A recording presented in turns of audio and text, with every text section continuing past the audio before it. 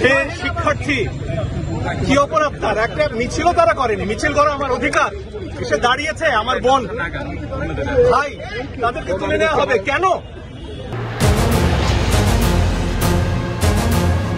এদিকে কোটা আন্দোলন ঘিরে আদালতের সামনে যে হুঙ্কার দেখিয়েছেন এই আইনজীবী, সেটা দেখার পর ছাত্র সমাজ আরও একজোট হয়ে মাঠে নামছেন বলে ধারণা করা যাচ্ছে।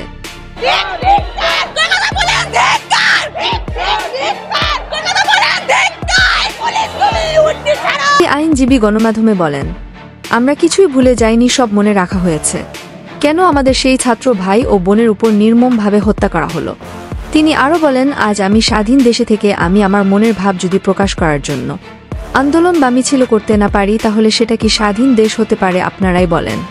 এদিকে কোটা আন্দোলন নিয়ে জাতীয় পার্টির চেয়ারম্যান জি.এম. কাদের বলেন, কোটা আন্দোলন ইস্যু নিয়ে যত ছাত্র ছাত্রী শহীদ হয়েছেন তার পিছনে সরকারের আইনশৃঙ্খলা বাহিনী ও সরকারের নেতাকর্মী জড়িত আছে বলে জানিয়েছেন জাতীয় পার্টির চেয়ারম্যান জি.এম. কাদের।